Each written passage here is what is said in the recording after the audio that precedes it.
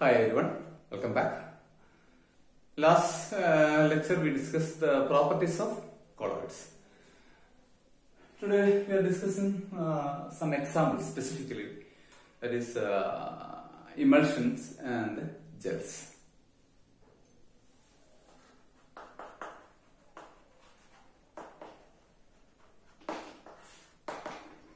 So now emulsion is a colloid in which both dispersed phase and dispersion medium are liquids.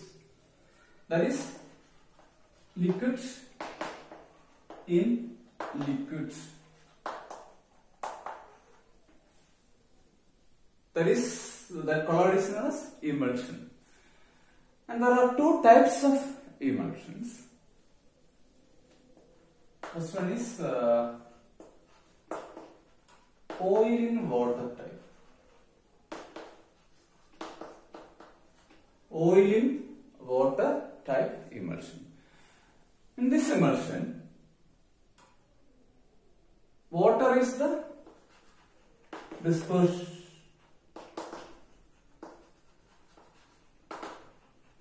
Water is the dispersion medium and oil is the phase.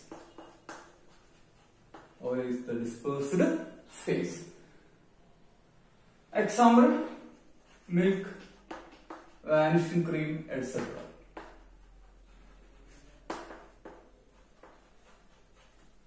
That's our first type of emulsions. Then second one, water in oil. Water in oil type, in which the dispersion medium is oil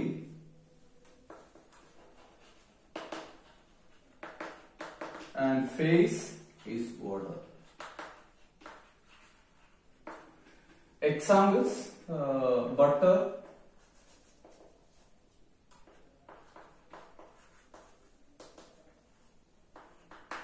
cod liver oil, ice cream, etc. These are the two types of emulsions.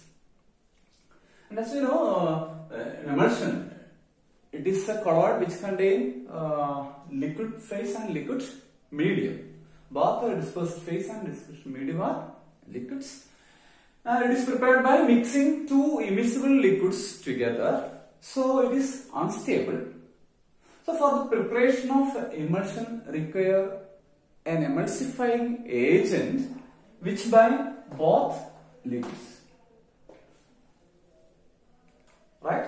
We are mixing two immiscible liquids. You know, when we are mixing immiscible liquid by shaking, then after some time, two liquids separate and forms two layers. Separate layers are formed. And here we need a single phase, single layer, because it is colloid. In order to form a uniform distribution of both phase and medium, for the preparation of emulsion, an emulsifying agent is required. That emulsifying agent hold two liquids, that is dispersive phase and dispersion medium, together and form a colloidal form. Colloidal state is formed. So, for the preparation of emulsions, an emulsifying agent is required. So, emulsifying agent is nothing but any substance which bind two immiscible liquids together to form an emulsion. Right? Example: soap is an emulsifying agent which binds oil and water in our cloth and solvent. So, soap is an example of emulsifying agent. Then phospholipids in milk, it's also an emulsifying agent which bind the different constituents of the colloidal system. So, this one, that is oil in water type.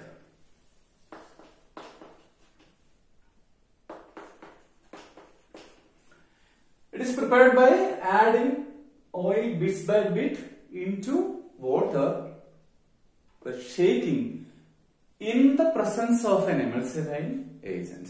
We are adding oil dropwise to water with proper shaking in the presence of an emulsifying agent. The same thing is here. Here water is added to oil bit by bit in the presence of an emulsifying agent. So the preparation is very simple, just by the addition of a phase into a medium by shaking in the presence of an emulsifying agent. So we can prepare two emulsions very easily in the presence of an emulsifying agent.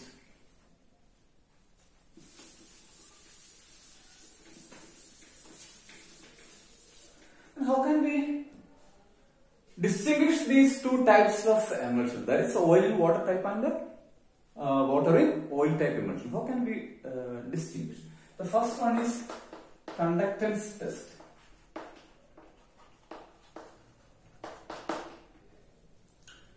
In the first case, that is oil in water type, water is the medium, that is large quantity of water is present. Oil is our phase. So electrolytes dissolve very easily in water, and the dissolved electrolyte conduct very fast. So when we do the conductance test, if the emulsion conducts, the conductance of emulsion is very high, it is oil in water type, and if the conductance is very small, then it is water in oil type, because here the medium is oil, that is large excess of oil is present. So salts or electrolytes are insoluble, so the conductance is very less. So if the conductance is very less, it is water in oil type, and if the conductance is very large, very high, it is oil in water type emulsion.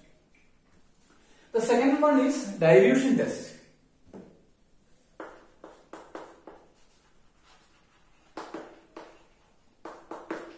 Dilution test.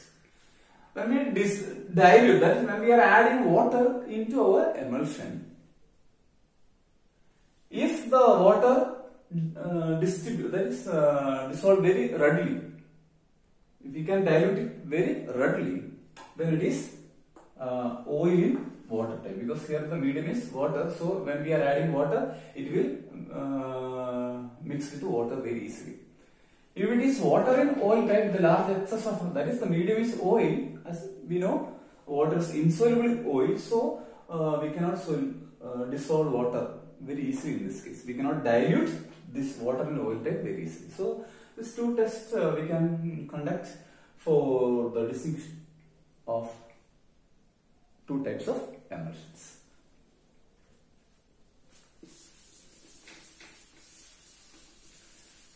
Then our second type of colloid that we discussed in detail, it is gels. You know, it is the liquid in solid. It's a colloid in which the dispersed phase is liquid and dispersed medium is solid. For example, gelatin gel or starch gel or silica gel,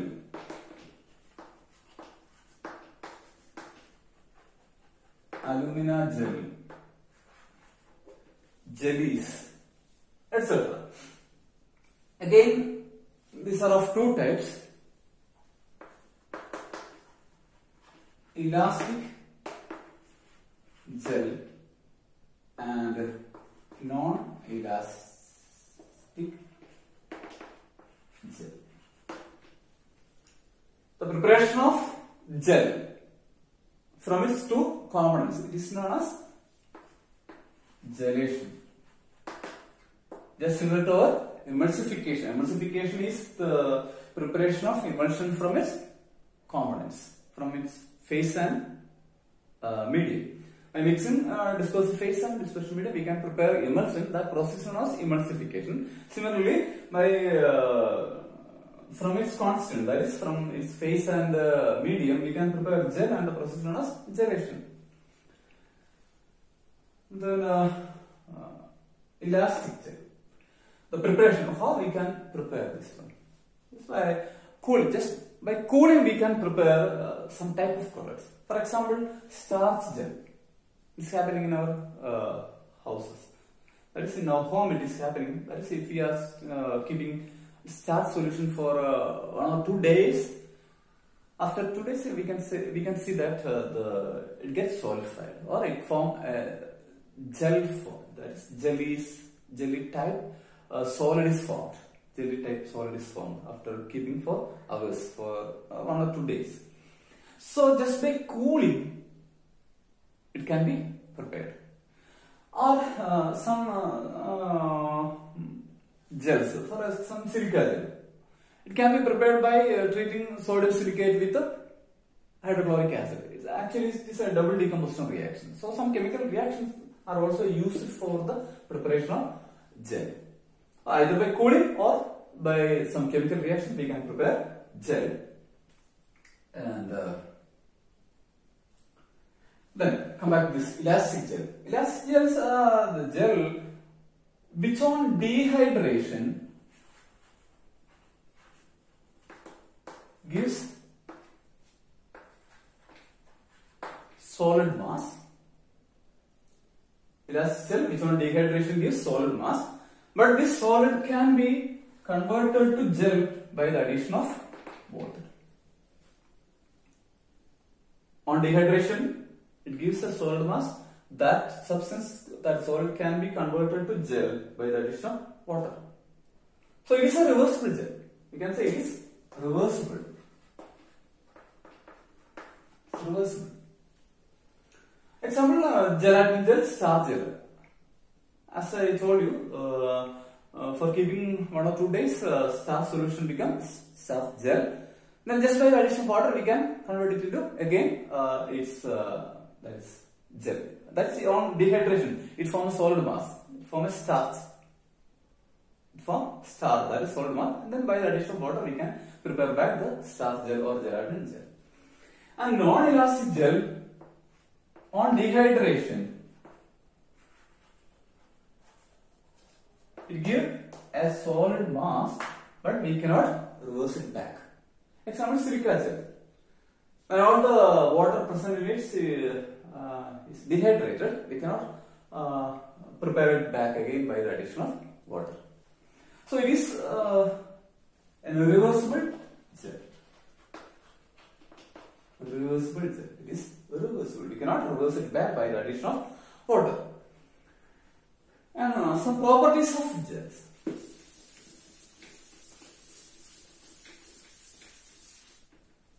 That is, gels, they have the capacity to absorb water.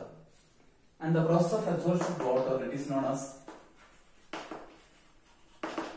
imbibition. Imbibition is just sucking water, absorbing water.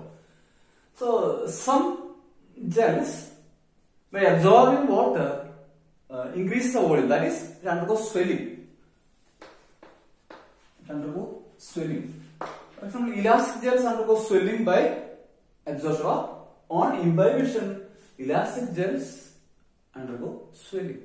But non-elastic gel, they also show the property of imbibition, that is absorbed gel. That we know, silica gel. Very familiar. It absorbs water, but does not increase its volume. That is, does not undergo swelling. So imbibition is just the absorption of water molecule. Then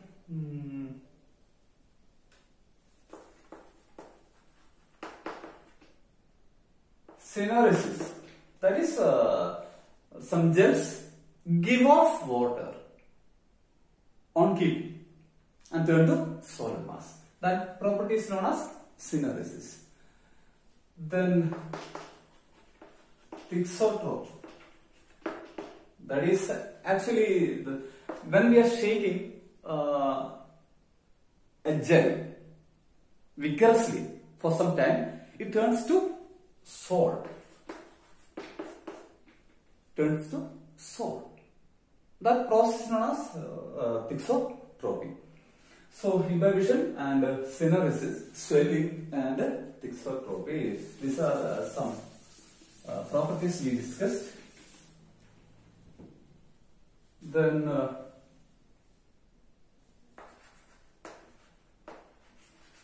uses of colloids.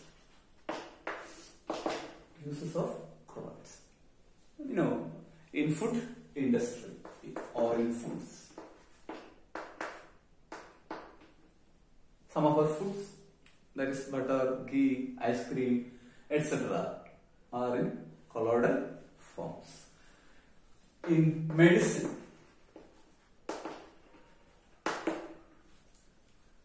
example, some antacids in the form of gel. Some medicine for our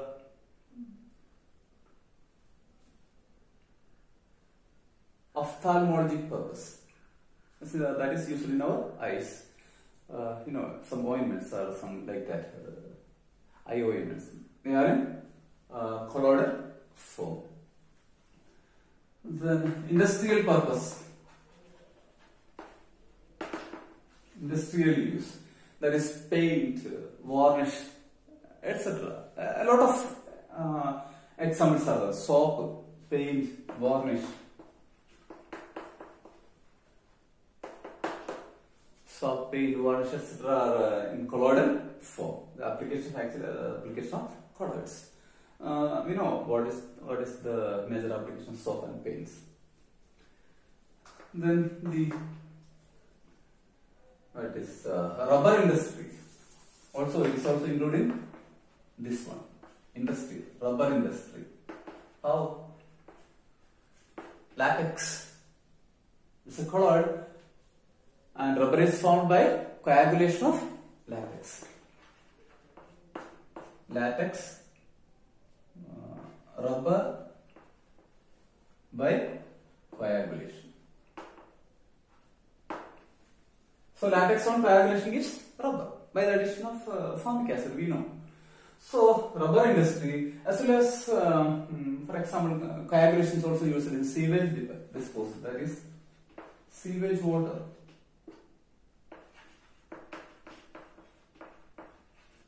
That is municipal water which contain a lot of impurities in the form of colloid can be settled down by using some chemical methods or some physical methods.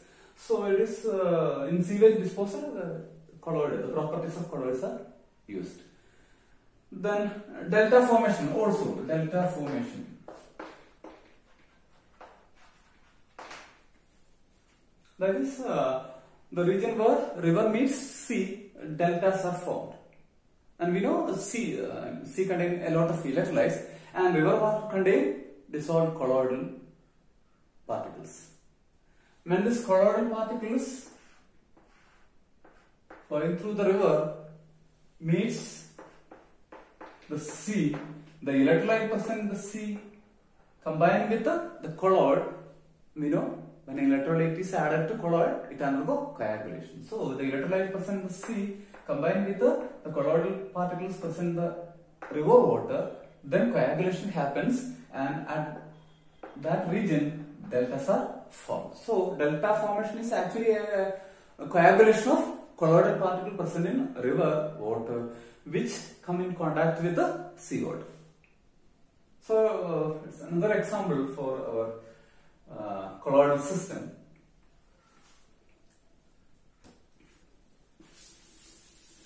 Then the last smoke precipitation. You know, smoke, it is another colloid. Smoke is another colloid. It's contained carbon particle, small carbon particle in air. So we can precipitate this carbon particle just by coagulation again, and it will settle down.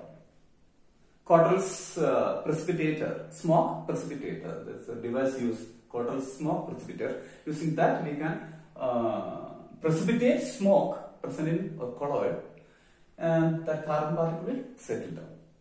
So these are some examples for the uses of colloids, and we are winding up the topic colloids, and go through the old videos, and you can ask the questions, your doubts.